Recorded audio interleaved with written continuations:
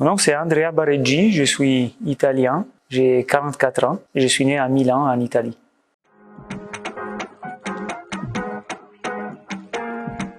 Mon parcours scolaire, c'est un double parcours en gros, parce que j'ai commencé par la musique, et puis vu que j'avais une prédilection pour les sciences, les maths et la physique, après j'ai commencé à étudier à l'école d'ingénieurs de Milan, donc au Polytechnique de Milan, et je me suis inscrit à la faculté de génie aérospatial.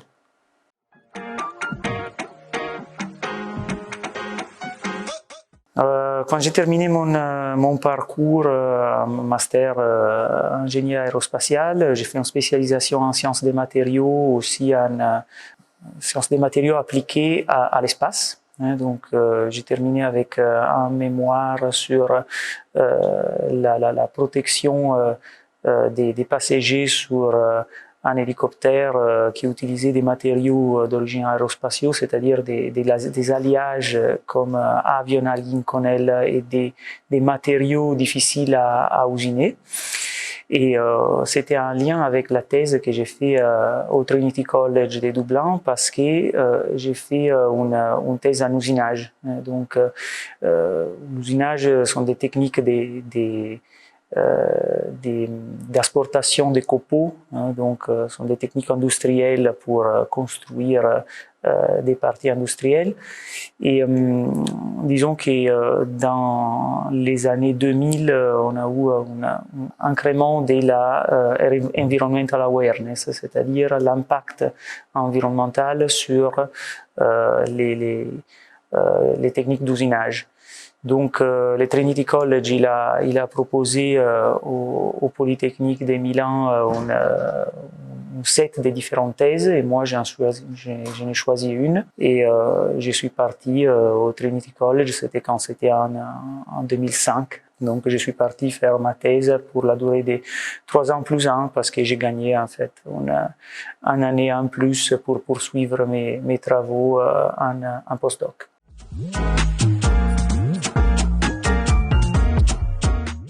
Finalement, c'était quelque chose de plus en génie mécanique. Alors, comme l'aérospace, c'est un secteur de l'ingénierie très grande, donc il y a l'avionique, il y a l'aérodynamique, il y a la propulsion, il y a les matériaux.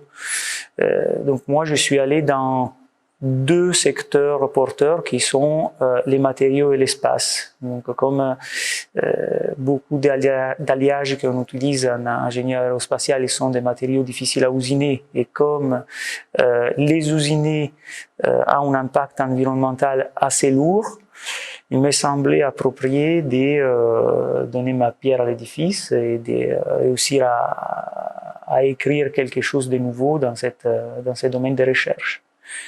Après, en même temps, j'avais terminé mes études musicales en Italie, et j'ai eu une proposition pour rejoindre un double master à Dublin. Donc, il me semblait approprié de me donner la chance de faire ce double parcours aussi à l'international. Donc, j'ai continué mes études musicales après le diplôme en Irlande, ou en parallèle que le doctorat.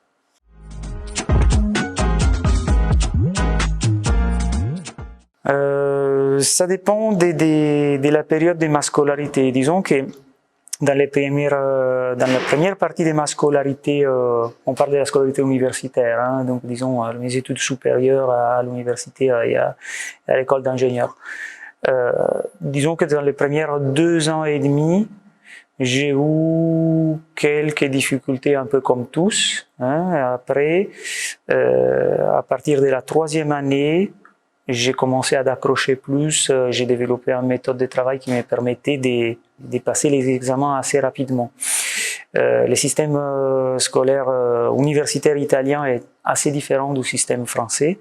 Donc nous, par exemple, on a des examens à passer. Par exemple, quand on fait les examens de la première année, si on ne les passe pas, on les garde avec nous à la 2e année, et on peut continuer la 2e année, mais on doit toujours repasser les examens de la première année pour pouvoir continuer. Et en fait, il y avait beaucoup on est parti avec une promo des 350 élèves et on est arrivé à un peu plus qu'à 40. Ouais. On part à 350, on arrive à 40. Et en troisième année, je me souviens qu'on devrait donner une moyenne de 9 examens par an. Je me souviens que la troisième année, j'en avais donné 11 et il y avait mes photos dans l'école d'ingénieurs avec écrit ce mec-là, il a donné 15 examens dans une seule année. Il n'avait pas donné 15, mais voilà. Et donc je suis devenu un peu célèbre comme celui qui avait réussi à faire un max d'examens à la troisième année. Puis je me suis fait remarquer un petit peu par les professeurs. Et c'est comme ça que j'ai obtenu aussi une bonne mémoire et des bonnes références pour partir en doctorat après. Donc finalement j'ai commencé un petit peu moyenne dans la promo et j'ai terminé parmi les meilleurs. Et donc après avoir fini vos études, est-ce que vous avez commencé directement à faire de la recherche et de l'enseignement? En gros, j'ai commencé surtout à faire de la recherche. Donc à cette époque-là, j'envisageais pas de faire de l'enseignement. Terminer mon doctorat, en fait, le doctorat il a duré 3 ans plus 1. Et donc j'envisageais de faire des projets de recherche. C'est pour ça que quand j'ai fait un an des post-doc en Irlande et puis comme il y avait un peu de crise économique, un peu des difficultés à trouver des bourses doctorales en Irlande, mon directeur des thèses il m'a suggéré de venir en France. Donc il a un peu parlé de moi à ses collaborateurs et les autres professeurs des mêmes domaines ici en France. Et donc j'ai commencé avec un postdoc à INSA Lyon. Après c'était un postdoc en collaboration c'était un postdoc industriel, disons. J'ai travaillé avec ArcelorMittal constamment. Et donc j'ai commencé comme ça une série des 4 postdocs que c'est assez inusuel, parce que normalement on fait un postdoc déjà quand on est bien quand on accroche bien à la recherche. Et en faire 4, ça veut dire qu'on aime vraiment faire ça et disons que c'est une vie un peu particulière parce que c'est pas une vie stable, donc il y a pas une quotidiennité typique dans le travail d'un postdoc et surtout il faut être très rapide à accrocher à un domaine. Et souvent ça dérange un petit peu les élèves d'école d'ingénieurs et les docteurs qui l'envisagent plutôt d'aller travailler en entreprise, travailler dans l'industrie. Donc comme ça j'en fais 4.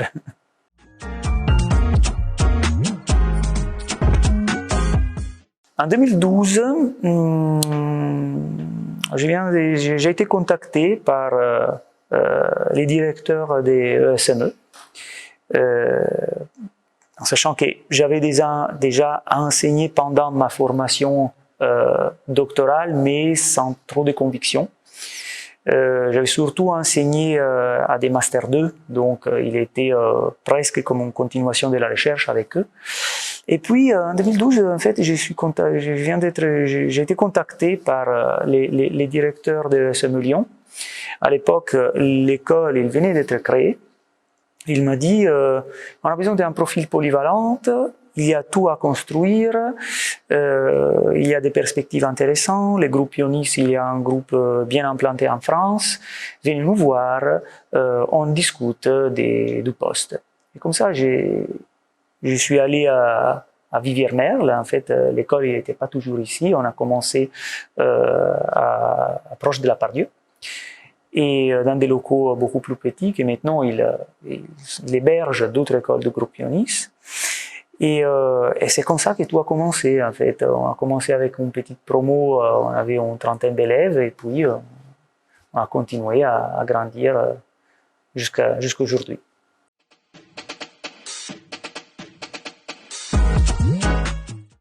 Ça dépend, le travail d'enseignant ou le travail de chercheur? D'accord. Le travail d'enseignant, la chose qui plus m'a attiré du travail d'enseignant, c'est à faire les contacts avec vous, avec les élèves, et la réinventer à chaque moment, réadapter les cours. La chose que j'avais peur quand j'ai commencé ce travail, c'est de faire quelque chose qui se répète tous les ans. Et en fait, je vois qu'en fait, rien se répète parce que chaque élève a un profil différent. Il y a des élèves qui apprennent plus avec les cours magistraux, il y a d'autres qui apprennent plus avec les TD, il y a d'autres qui apprennent plus avec les TP. Et maintenant, qu'on développe cette technique classe inversée, innovation pédagogique, finalement, il y a des élèves qui accrochent plus à cette méthode. Et je vois que par rapport à d'autres écoles d'ingénieurs que je connais, moi je connais très bien INSA Lyon parce que j'y travaille encore comme chercheur. Et donc, on a un contrat une collaboration de recherche ESME INSA Lyon.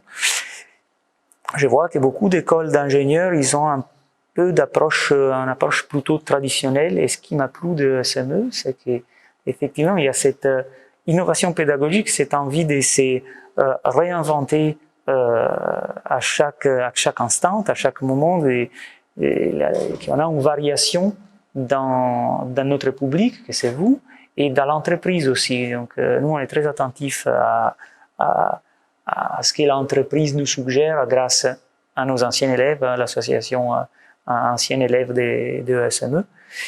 Et finalement, ce que j'ai aimé, c'est ce dynamisme qu'il y a dans l'école. Voilà. Et puis, disons que les métiers, moi je vois les métiers de l'enseignement très connectés avec la recherche, parce que disons qu'un cycle prépa on le voit moins, un cycle ingénieur on commence à le voir un petit peu plus, et surtout dans les projets et dans les jurys, dans tout ce qu'il y a autour de la pédagogie qu'on fait en classe, on voit qu'il y a un fort lien entre la pédagogie et aussi la recherche, parce que si je suis convaincu que si on fait uniquement de l'enseignement, on perd quelque chose, on perd la construction des connaissances. Donc les boulots d'enseignant, c'est la transmission et aussi l'évolution et la création de nouvelles connaissances. Et ça, ce qui m'attire et me motive dans ma mission ici à ESME.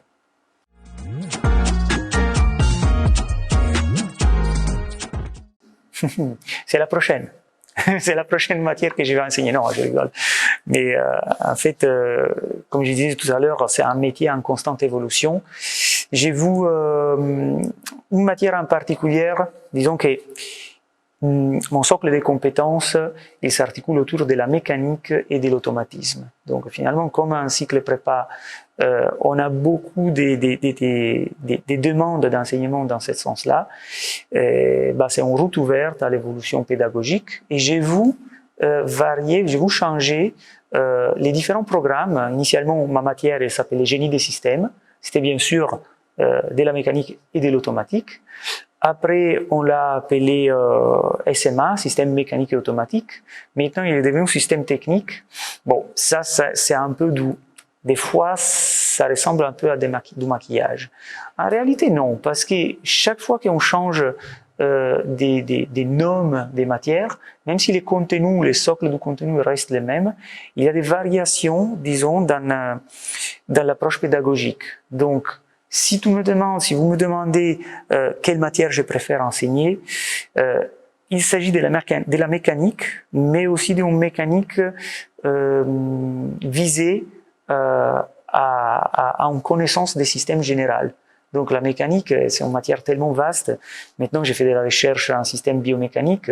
À une autre époque de ma vie, je faisais de la recherche en manufacturing engineering, les techniques d'usinage, qui avait aussi un très fort lien avec la mécanique des fluides, qui c'est un domaine que je connais très bien à cause de ma formation initiale en génie aérospatial. Et donc, vous voyez que tout est un peu interconnecté. Donc, la réponse pourrait être la mécanique appliquée aux machines.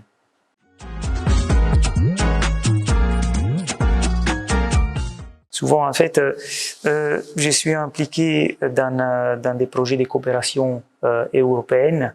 Donc, je suis amené à voyager pour la recherche, mais aussi pour l'enseignement.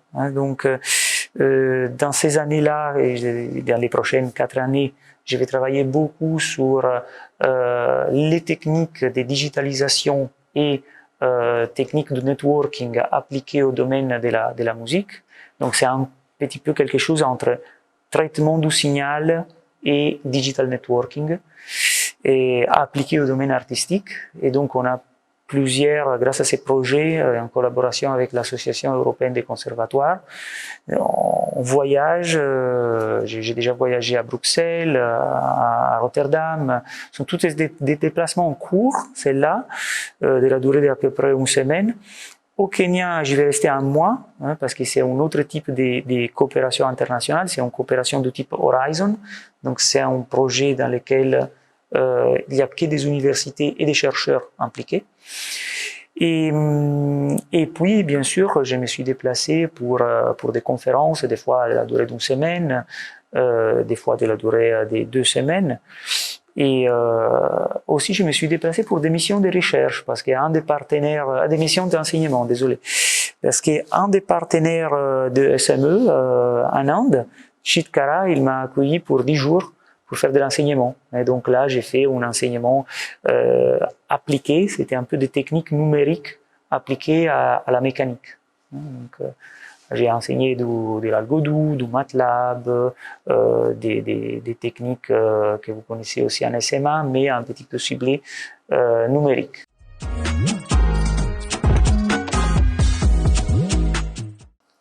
C'est un projet de coopération internationale sur communauté dans le monde virtuel, donc les liens entre extended reality, virtual reality et international communities and artistic development.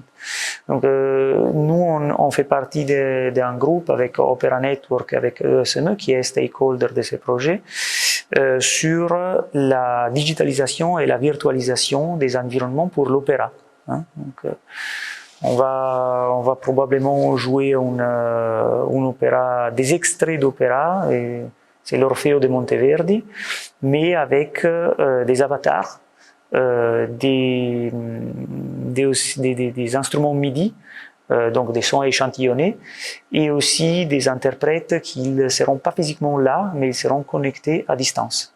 Donc ce sera tout un travail de synchronisation en temps réel des interprètes qui se trouvent à distance. Et cette technique, on l'appelle Networked Music Performance. Je suis en train de faire une série de publications, donc 3 conference papers là-dessous, et en collaboration avec Lamine Amour, des enseignants à SME Ivry, je suis en train d'écrire une publication sur un international journal. Je suis employé par Opera Network et ESME est un stakeholder. Stakeholder, ça veut dire que c'est un organisme intéressé et qui fait partie des bénéficiaires du projet.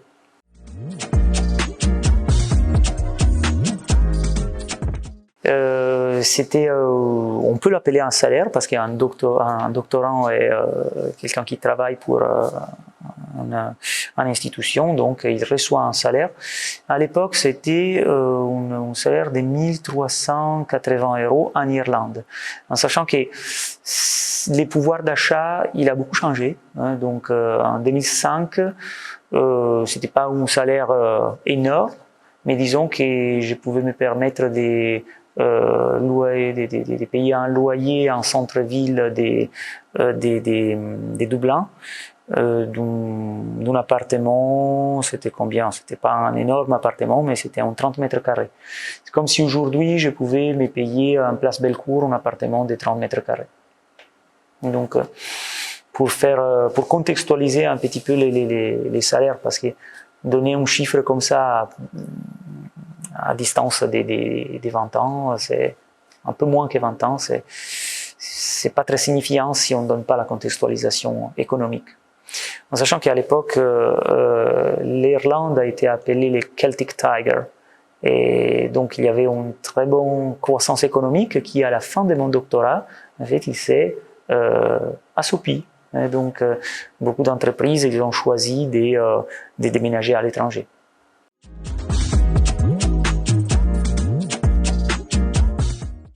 J'hésite à dire un parce qu'en réalité, les instruments à clavier, ils sont très différents. je compte pas les violons parce que tout conservatoire en Italie il propose une formation en chant et un instrument complémentaire. Et donc je suis un amateur d'un chant et aussi un violon. Mais disons que ma licence est un piano. Donc je joue du piano. Après, quand je suis arrivé en France, je me suis passionné au clavier historique. Et donc, j'ai suivi une formation en clavecin qui a abouti avec un diplôme. Et puis, j'ai fait de temps en temps des stages et des masterclass. Je suis des masterclass en clavicorde et en fortepiano, donc les pianos historiques. Donc, ce sont tous des instruments à clavier qui peuvent sembler similaires, mais la façon de les jouer, la façon d'interpréter est totalement différente. Et donc, on ne pourrait pas dire qu'un pianiste, il sait jouer du clavecin ou de l'orgue. Ce sont trois différentes professions. Mais mon travail implique que je travaille du piano et puis j'accompagne de temps en temps aussi au clavecin.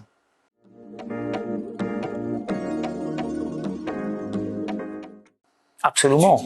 Absolument. L'expérience à l'étranger, pour moi, ça fait partie, c'est une partie incontournable d'un cycle d'études. Alors, quand j'ai fait mes études à moi, les polytechniques de Milan, il était particulièrement, aujourd'hui même, il est très renommé.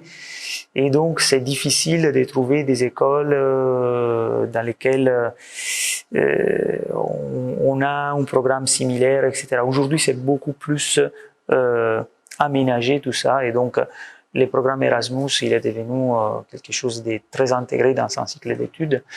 Moi, je considère que dès que je suis parti en doctorat, et même maintenant, je me considère un éternel Erasmus, parce que même maintenant, avec mes travaux de recherche, je continue à faire des études, même si c'est à un autre niveau, c'est une étude des recherches. Mais voilà, je suis toujours à l'étranger en France, parce que c'est pas l'Italie. Et même si j'y retourne très souvent, j'ai fait beaucoup de projets de recherche avec l'Italie, avec Florence, avec Milan. Je conseille de travailler, d'aller faire un semestre à l'étranger, et je dirais que même passer un semestre seulement, c'est très peu. Parce que pour comprendre vraiment un pays, il faut y rester, y payer les taxes, il faut y habiter, il faut faire les courses, il faut faire une expérience professionnelle, il faut rester plusieurs années. C'est très formateur pour un jeune ingénieur de partir à l'international, parler une autre langue, voir un autre système, et après, si l'ingénieur a envie de retourner dans son pays d'origine, ce sera une richesse aussi pour ses connationaux.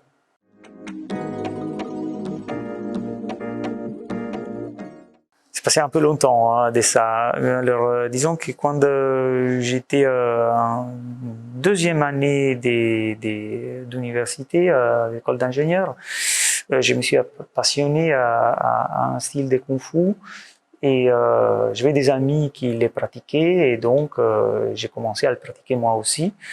Petit à petit, je me suis vraiment passionné à ces styles.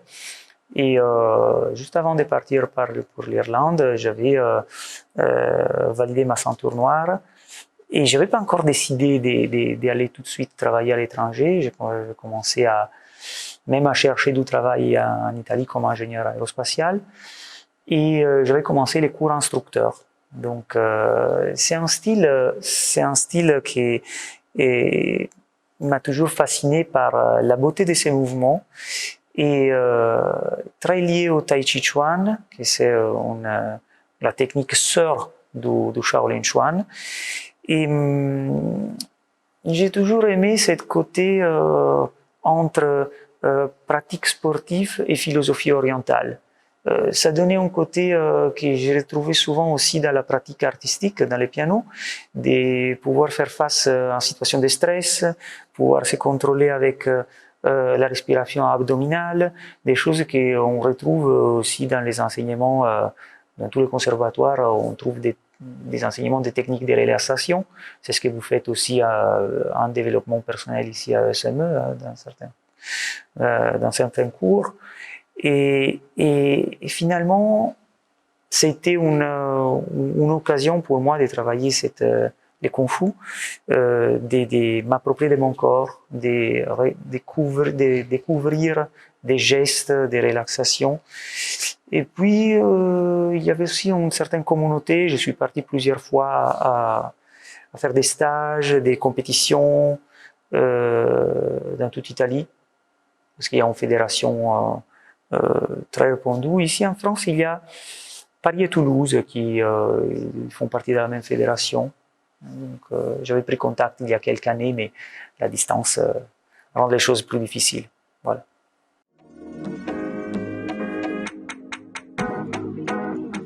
C'est une question assez difficile. Alors, moi, j'ai des guidelines qui m'orientent un peu dans mes décisions. J'ai toujours voulu laisser une trace, donner une évolution, donner ma contribution au développement scientifique européen dans un domaine. Après, les domaines dans lesquels j'avais commencé, c'était l'usinage et les côtés matériaux utilisés dans l'aérospace.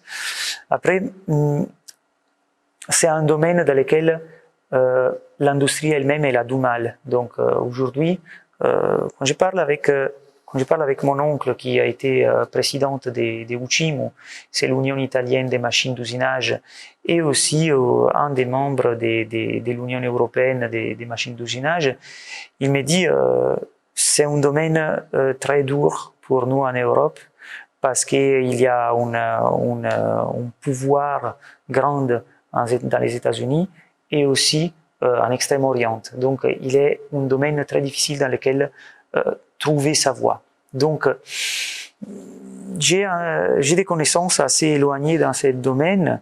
Je travaille souvent avec mes partenaires en Italie. Et c'est un domaine difficile dans lequel laisser sa trace, augmenter la connaissance et disons, incarner un sujet. Après, un des sujets que ESME m'a proposé pour travailler et donner ma contribution au niveau européen, c'est les techniques de biomimétisme et appliquées au domaine biomédical. Donc à ESME, on a un laboratoire assez riche qui travaille dans ces domaines avec Yasmina Chenoun, avec Alex Caldas, et moi aussi je travaille au sein du LAMCOS, le laboratoire d'Insalion qui a fait un partenariat avec nous pour travailler sur les biomimétismes appliqués aux sciences chirurgicales. Disons que là aussi, c'est un domaine dans lequel il y a beaucoup d'experts et c'est assez difficile de ressortir. Donc, même si on arrive à donner sa pierre à l'édifice, ça va être quelque chose qui ne va pas forcément incarner un sujet dans ces domaines-là. Ce qui vraiment est en train de fonctionner très bien en ce moment avec les projets européens, avec l'Association européenne des conservatoires et aussi avec le ESME Research Lab, est justement la digitalisation au service de l'e-learning en musique. Donc, enseignement supérieur en musique, il est resté très longtemps au niveau traditionnel. Donc, il n'y a pas de grandes innovations et il y a très peu d'experts qui peuvent travailler dans ces domaines et vraiment enrichir les domaines. Il s'agit que moi, j'ai cette double casquette qui me permet de faire la différence.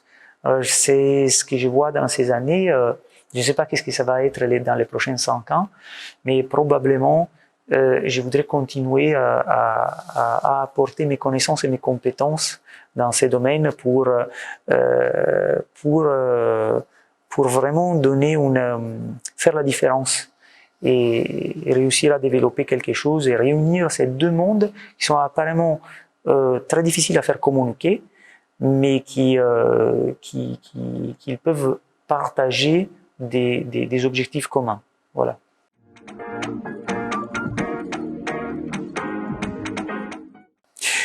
Alors, je me souviens un week-end d'intégration Alors on est allé à un week-end d'intégration, c'était quand? C'était il y a 4 ou 5 ans.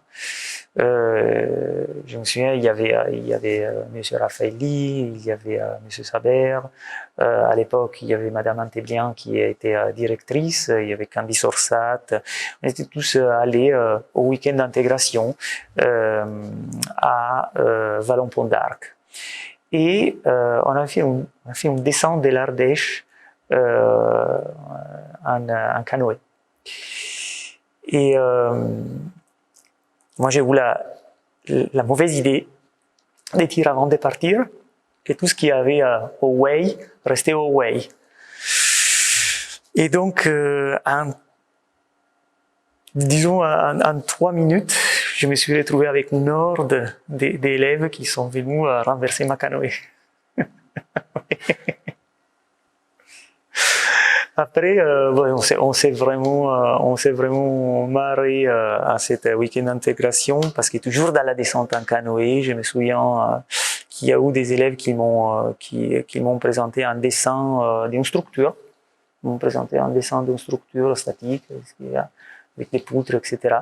Et il y avait, je me souviens, en 3D, 2 poutres mais comme ça, avec plusieurs poutres comme ça et une couverture. Et après, j'ai compris quand une demi-heure après, j'ai vu un groupe de canoës qui avait construit un château de canoës qui marchait sur les flammes. C'était super bizarre. Il y avait 2 structures, effectivement, comme tout dans les dessins. Il avait construit un château avec une dizaine de canoës et voilà, il avait construit ça. Il y avait 5 élèves qui pagaillaient en bas et un groupe de filles à haut. C'était très marrant. Voilà.